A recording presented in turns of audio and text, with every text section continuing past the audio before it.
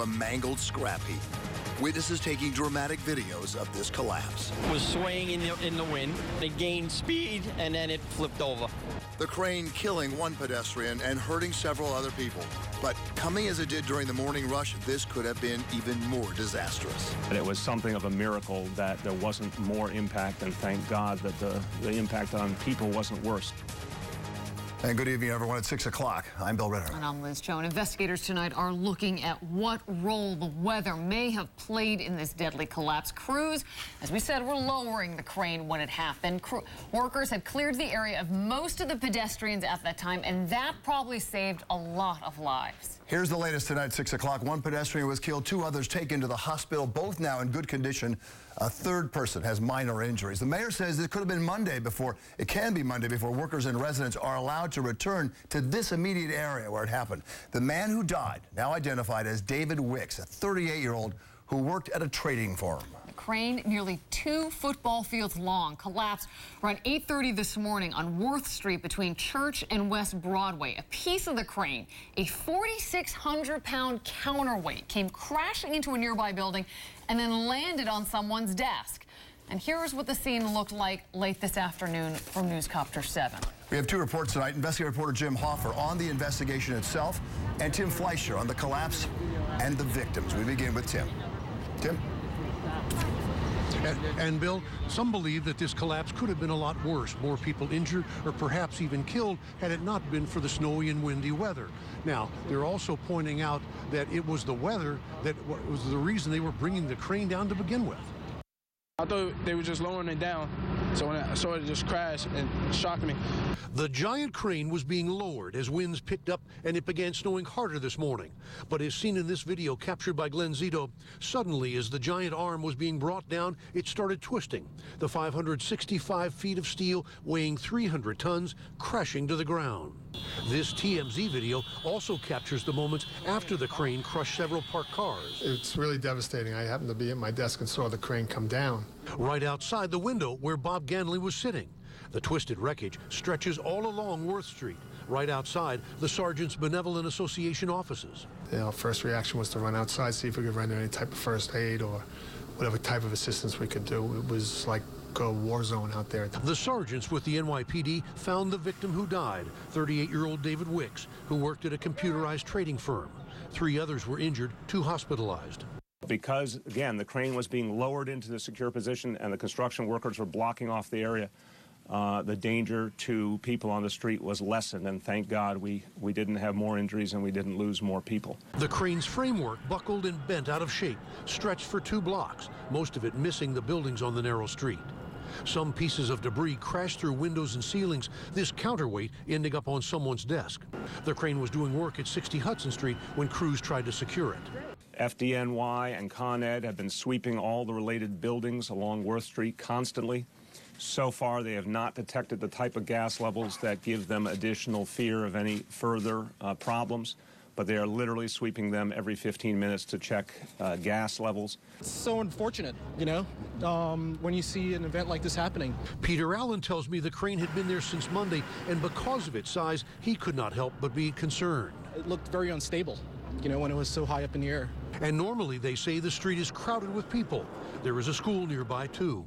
Possibly with the delayed openings, a lot of the children who live next door in the residences, they stayed in. They weren't out there at that time. They would have been out there. We still at this hour do not have an official cause. Also, we are being told the crane, this particular crane, was just inspected yesterday. Reporting live in Tribeca, Tim Fleischer, Channel 7 Eyewitness News. Tim, thank you. We want to give you a different view of this part of Tribeca where the crane collapsed. Shannon Sohn, Newscopter 7, giving us a bird's eye look at how this part of the neighborhood morphed into a mangled mess. We can really give you some perspective on just how massive this crane was. We'll do it with Skyrider 7, and we want to show you the first thing. This is the intersection right here with Hudson Street. Going the other way, that is Worth Street.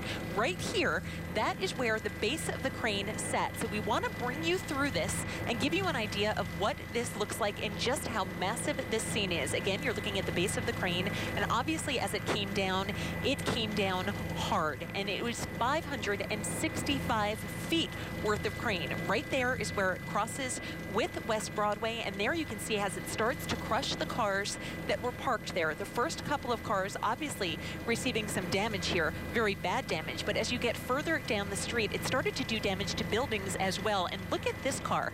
Not only is it crushed underneath what is left of the mangled frame of the crane itself, but it is buried under building debris as well. And we want to bring you back up because the end of this is Church Street, so it took 2 city blocks for this crane to completely come down. Reporting over Tribeca, Shannon Sohn, Channel 7 Eyewitness News. We're going to turn now to what may have caused this disaster. And cranes have collapsed here before, we know, but this time the weather may have played a factor with gusts of nearly 30 miles an hour. These are pictures from the crane before and after the collapse. Knowing a storm was coming, why wasn't this giant crane secured?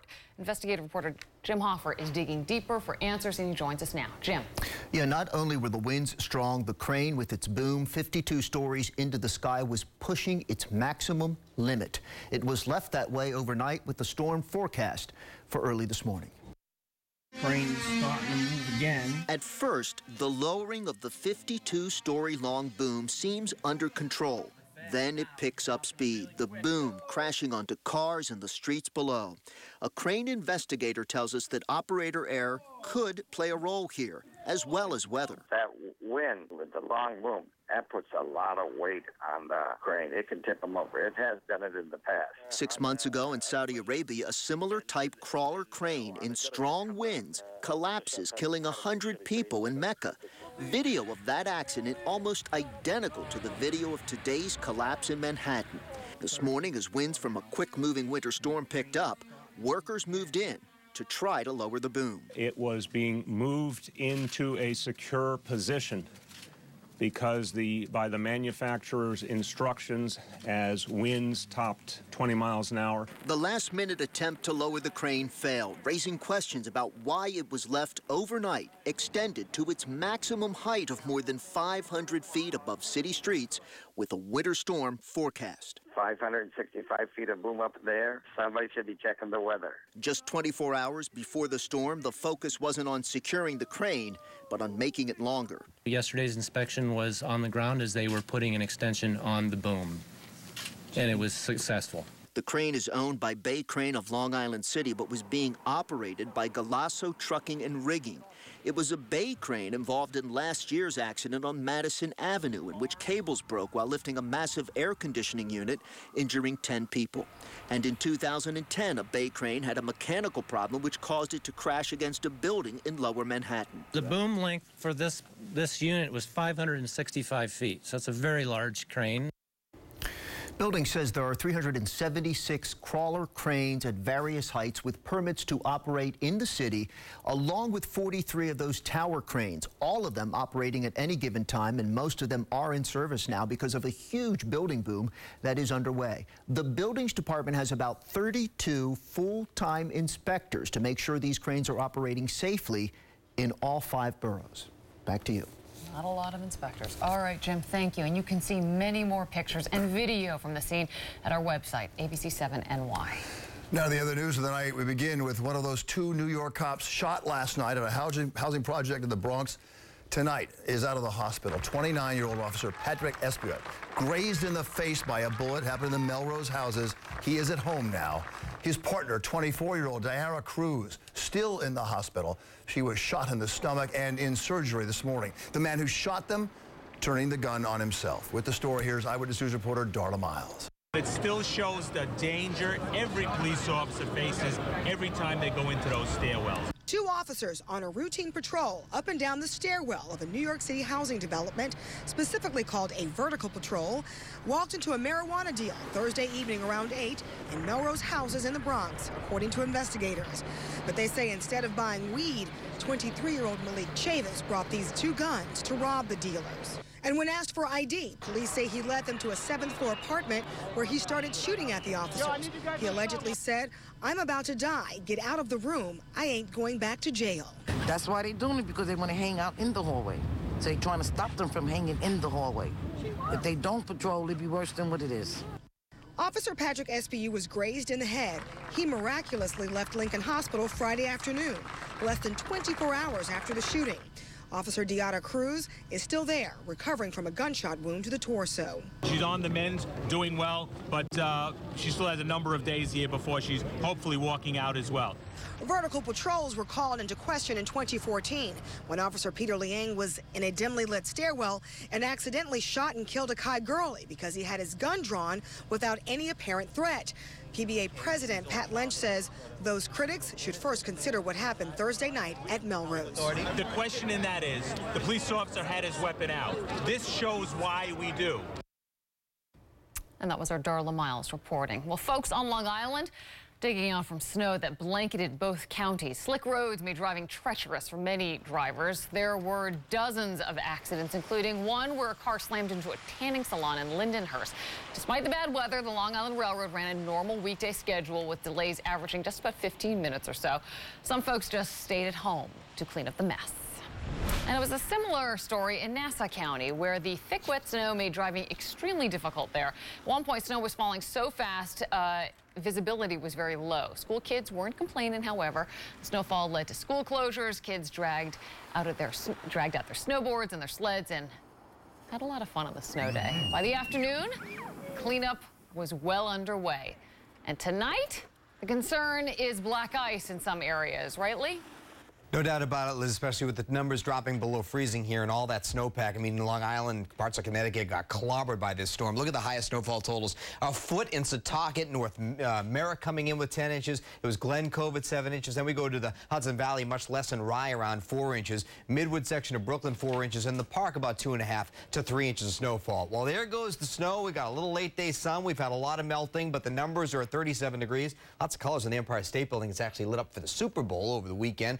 Post-storm problems, though, here's what we're concerned about. With all the heavy, wet snow and some of the wind that continues through the evening hours, worried about downed trees and power lines. Watch out for refreezing and icy roads and falling snow, especially off the buildings in the 5 boroughs. So we'll be watching these problems. We'll tell you how we go through the weekend, and we have several snow threats to talk about into next week. We're tracking more storms in the 7-day AccuWeather forecast. I'll see you in a few minutes. Bill and Liz? He's talking like it's winter. Several. Yes, it is winter.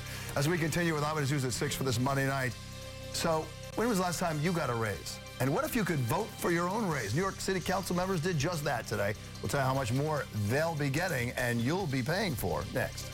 A new video police hope will help them find the man who attacked a woman at a busy subway station with what she believes was a needle. A catastrophe in Lower Manhattan. There has been a crane collapse. But I have never seen anything like this. A very tense situation. And Eyewitness News is what we know right now. Is all over This it. crane was swaying in the wind. Said, Mom, I think we had an earthquake. This is horrifying. First to show you the devastating moment. See the cab flip over. Stay with Eyewitness News for continuing coverage of the crane collapse. Sleepy's President's Holiday Sale starts now. Get